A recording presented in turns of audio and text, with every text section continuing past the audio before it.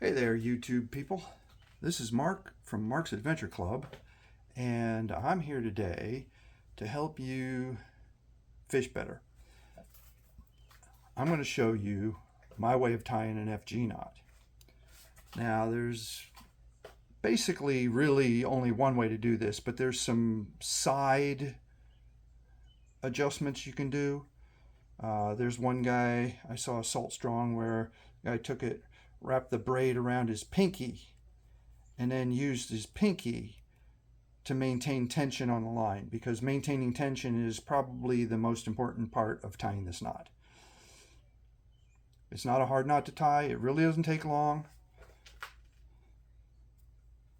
This is reason I want an FG knot is because it's the lowest profile and strongest braid to either mono or fluoro knot, especially when you're using a larger diameter leader.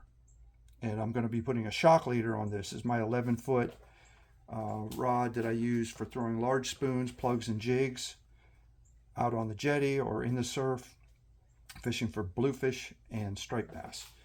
So the first thing I'm going to do is I've got the rod sitting here on the workbench. Got my line. There's my reel handle. I'm going to take this braided line. This is the end of the braid, and I'm going to go around and around and around, and then I'm going to do a little X pattern here. Make sure it stayed. The first time I tried to do this, it didn't want to stay on there. I want to make sure that this is going to hold there. We'll snug it down. Okay, good tension. Not quite a guitar string tension. And I have my drag adjusted so that when I pull,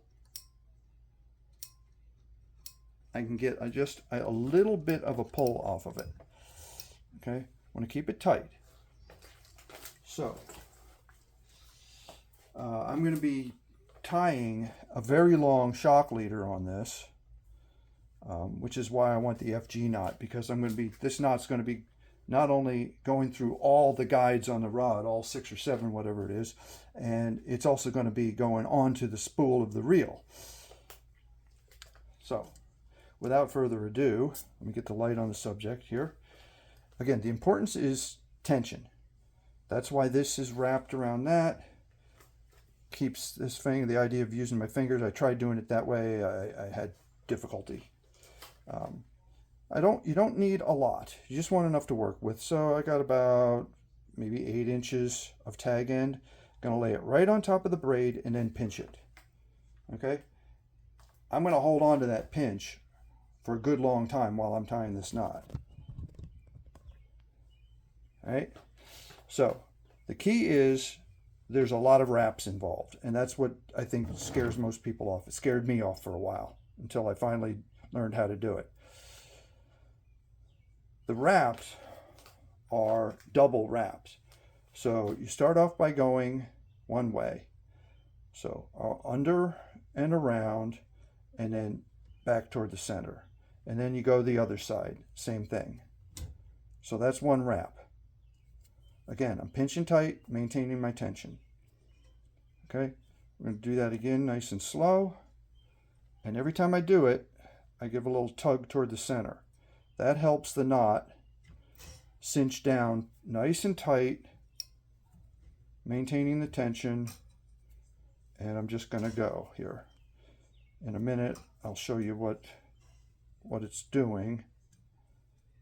So what we're doing is we're wrapping the braid around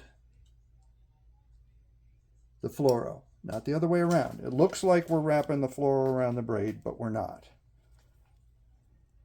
Okay, so it's a good idea to check it every now and then. Make sure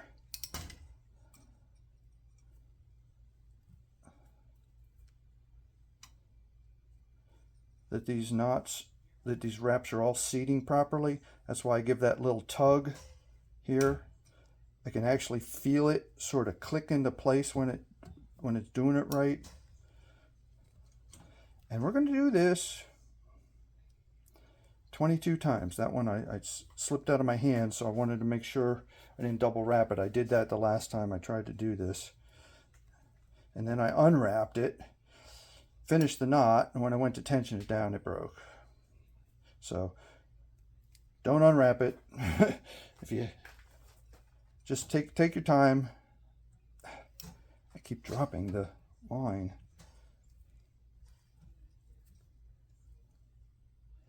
Okay, so this is what we got going so far here. See that? Right there? That's what it's looking like. The braid is making an X pattern on top of the fluoro. That's what it did. And what I do is 22. I've seen people say, you don't need to do that. You can do 16, 15, 16. Some people say you can do 25 to 30. And like 22 seems like a good compromise. And that's, with this line, anyway, it's about 1.5 inches. See, so I'm not even counting at this point. I'm just going for what the knot looks like.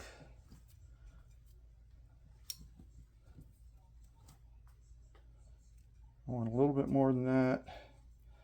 Again, I'm going for large fish on a jetty. Throw in large lures. Like I said, up to some of my plugs weigh up to 4 ounces. Almost there.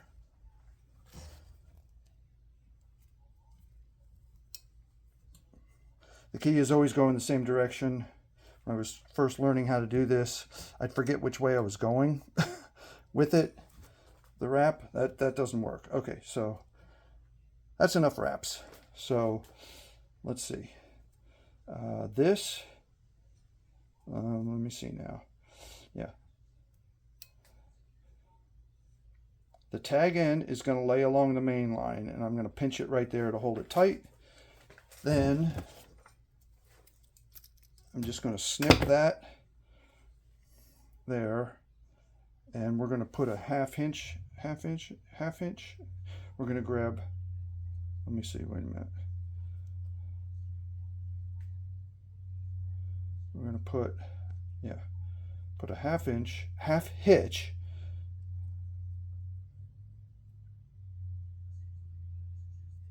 in this on top of the fluoro tag.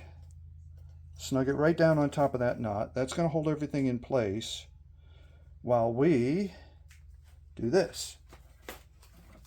We're going to get a glove because I don't like cutting into my hand with the braid, and you got to really pull on this hard to get it right.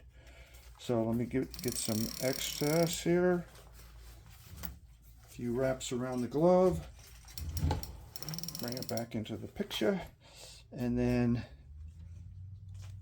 do the same thing with the this. And now we're just going to pull. Very steady, very easy. Pull that, pull that. What we're doing is we're causing the braid to dig into, I don't know what you can see here, unfortunately, but that's good. That's it. We're getting the braid to dig into the fluoro, and the fluoro to dig into my hand. Sometimes putting 2 gloves on is better. Let's see, where are we? We had 1/2 inch hitch, half hitch. Pull that down, and then we're going to do another half hitch. Again, on top of the mono. Pull that down. Now, I'm saying mono, it's fluoro. Now what I'm going to do is right there, I'm going to cut that fluoro, and then I'm going to do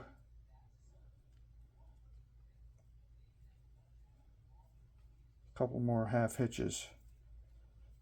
This time I'm not going on the top of the fluoro because the fluoro is not there anymore. I'm going on top of the braid, and that's just to finish the knot. And then one more going the opposite way, which is, if you were ever a Boy Scout, that makes your timber hitch. 2 clove hitches, which is 2 hitches going in the same direction, and then a third hitch. And then we're going to take this tag end of the braid, cut it off, and if you really want to be secure here and get a nice smooth for casting so the tag end doesn't fray,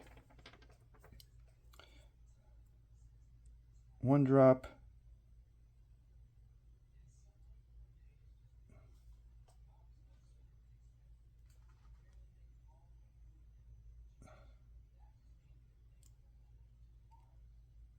get on there. There we go.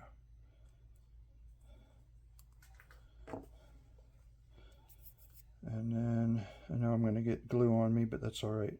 I just want to press that tag end right into that standing braid line. And that is what it looks like. It's not perfect. I got one little spot there where it didn't snug down quite nicely, but that's what it looks like. Here, let's do it like this. That's what it looks like when it's okay, come on. That's what it looks like when it's finished. You can see how thin it is. It's barely thicker than the 30-pound fluoro.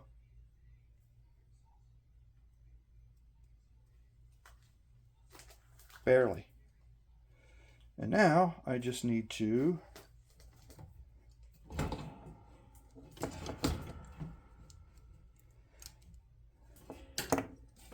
take up my slack.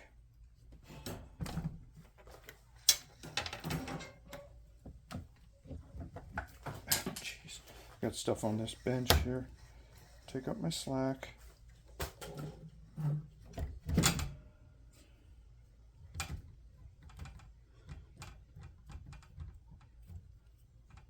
Get rid of that tag end that was wrapped around the reel. And anyway, so yeah, you don't need to see me do the rest of it. I'm just going to measure out enough of that leader to get what am I saying? Two rod lengths plus a few wraps around the spool. That's it. So, Mark's Adventure Club. If this video helped you out, please hit the like button. If you want to subscribe, you can get a bunch of content I have from kayak fishing, cobia fishing, fishing on the beach, a lot of that, fishing on the jetty, catching good-sized bluefish. And about that, I just got a notification from a charter boat that they have an open spot. Anyway, yeah, fishing. I'm about fishing. See, and that's nothing because the rest of it's in the camper, which is where most of my surf rods and smaller freshwater rods are living right now. Anyway, thanks for tuning in. I appreciate you.